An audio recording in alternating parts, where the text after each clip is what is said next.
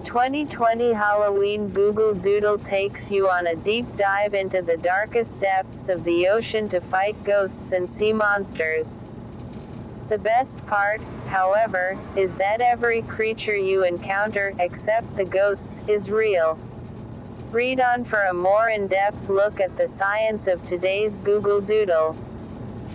The sunlight zone, also called the photic zone, is the top layer of the ocean, from the surface down to about 200 meters, 660 feet deep.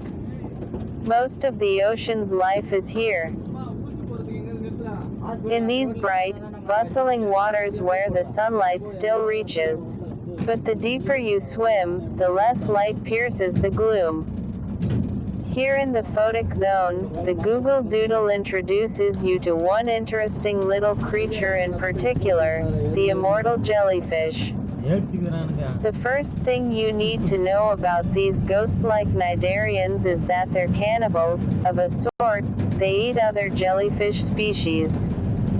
And if they find themselves near death, they sink to the sea floor and make themselves young again.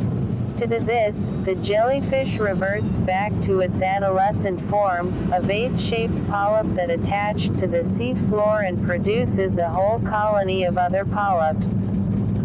Each of those new polyps is a genetic clone of the first one, and they swim off into the ocean as new jellyfish clones. It's pretty much the real-life equivalent of being able to start a video game over again if you don't like how your character is doing.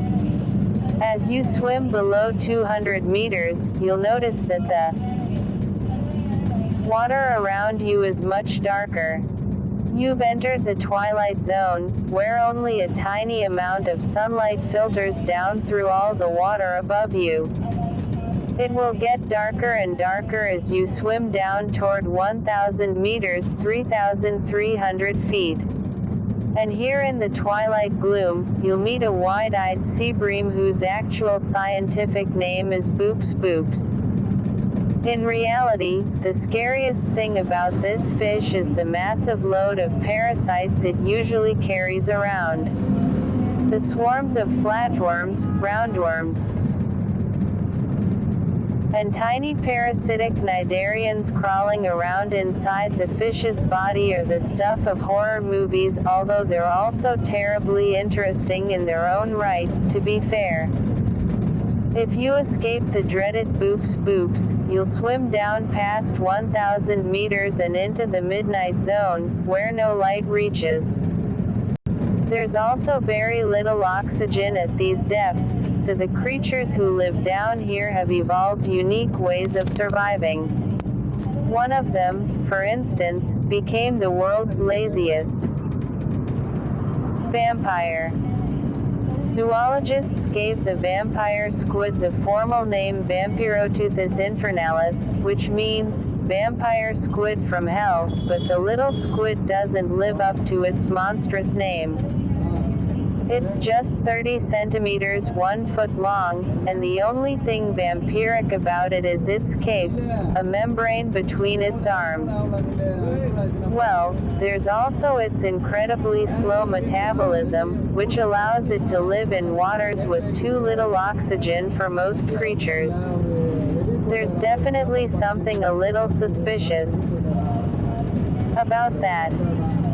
The vampire squid just drifts along in the darkness, letting the ocean currents carry it where they will, until it bumps into the remains of plankton or small marine animals falling slowly downward through the water column. That's right, the vampire squid is a scavenger. It does have a proper movie vampire's flair for the dramatic, however, when frightened, the squid pulls its cape over its head, squirts a cloud of bioluminescent mucus, and frantically flashes more bioluminescence at its attacker.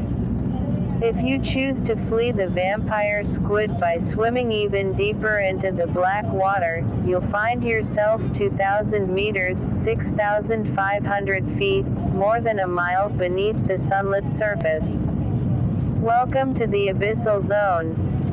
Most of the ocean's volume lies in this endless darkness, broken only by eerie flashes of light from the strange, glowing creatures who lurk in these depths. And the final level of the Google Doodle game will bring you face to extremely toothy face with one of the most iconic of the abyssal denizens, the anglerfish. Like a kid holding a flashlight up to his face to tell a scary story at a sleepover, the anglerfish dangles a bioluminescent lantern, mounted on a piece of dorsal spine, in front of its head to lure potential prey. If you get close enough to the light, the last thing you see might be a gaping mouth full of very pointy teeth. Only female anglerfish hunt their prey this way, the much smaller males latch onto the females and live as parasites, without internal organs or even eyes.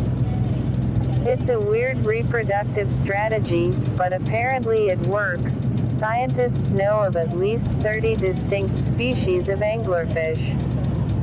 Even in the lightless depths, and even among the strangest creatures on the planet, we can find surprising biodiversity. Like, share and subscribe my channel.